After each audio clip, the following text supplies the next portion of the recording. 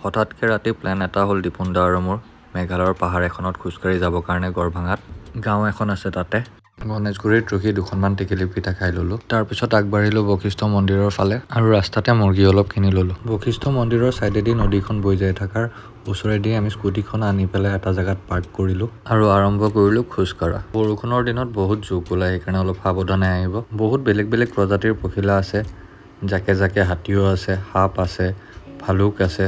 আমি নদীখনৰ পাৰে পাৰে খোজকাঢ়ি আগবাঢ়ি থাকিলোঁ। ৰাস্তাটোত বহুত বাঁহ গছ আছে। আমি মাজতে এটা জেগাত বহি পেলাই বাঁহ এডাল কাটি ল'লোঁ আৰু তাতে কফিও খালোঁ। মাংসটো বাঁহডালতে বনাম বুলি ভাবিলোঁ আৰু গাঁওখনলৈ আগবাঢ়ি থাকিলোঁ। ৰাস্তাতে এটা সৰু ৱাটাৰফল আছে জজোৱা। আমি ভাবিলোঁ ঘূৰি আহি পেলাই তাতেই ভাতটো খাম। এটা জেগাত ৰখি পেলাই মাংসটো ভালকৈ ধুই ল'লোঁ আৰু নদীখনৰ পাৰে পাৰে আগবাঢ়ি থাকোঁতে এটা জেগা যাই পালোঁ। তাতে কেইটামান ল'ৰাই খেলি আছিল পানীত। একদম সৰু জলপ্ৰপাত এটাও আছিল। 8 কিলোমিটাৰমান খোজকঢ়াৰ পিছত গাঁওখন আহি পালোঁ পাহাৰৰ ওপৰত। অলপ থিয় ৰাস্তা হয়। গাঁওখন মেঘালয়ৰ ৰিভই ডিষ্ট্ৰিক্টত পৰে।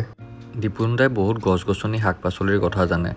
গুৱাহাটীত ৰাস্তাতে ওলাই যায় আৰু ক'ৰবাৰ পৰা কিবা শাক বুটলি আনি পানীত দি পেলাই কিমান সোৱাদ লগা কৰি মোক খুৱায়। এইটো বাঁহেকা তিতা, এইটো মালবেৰী।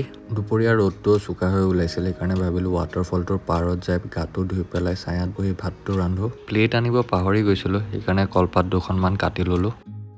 ৱাটাৰফলটো পাই পেলাই জল্দি জল্দি গা ধুই ল'লোঁ আৰু তাতেই কেইটামান ল'ৰাই পিকনিক কৰি আছিল। বাঁহৰ চুঙাত তাহঁতে ভাত বনাই আছিল আৰু কেৰাহীত মাংস। আৰু গম পালোঁ যে আমি চাউল অনা নাছিলোঁ আৰু আদা নহৰু পেষ্ট অনা নাছিলোঁ। এই ল'ৰাকেইটাই আমাক দিলে। কফি খাবৰ কাৰণে কাপ আনিব পাহৰি গৈছিলোঁ, সেইকাৰণে বটল এটা কাটি পেলাই খালোঁ। তাৰপিছত ভাত বনোৱা আয়োজন আৰম্ভ কৰিলোঁ। পিঁয়াজ জলকীয়া কাটি মাংসত মিলাই দিলোঁ। বাঁহৰ চুঙাকেইটা ধুলোঁ, তাৰপিছত মাংসখিনি ভৰাই পেলাই জুইত দি দিলোঁ। 20-25 মিনিট জুই দিয়াৰ পিছত চুঙাকেইটা অলপ আঁতৰত থৈ পেলাই কলপাত কেইখনমান সেকি ল'লোঁ। চুঙাৰ পৰা মাংসখিনি ওলাই ভাতটো বাঢ়ি পেলাই ভাত খাব বহিলোঁ। ভাতটো খোৱাৰ পিছত অলপ দেৰি জিৰণি লৈ পেলাই আকৌ উভতি গুৱাহাটীলৈ আহিলোঁ।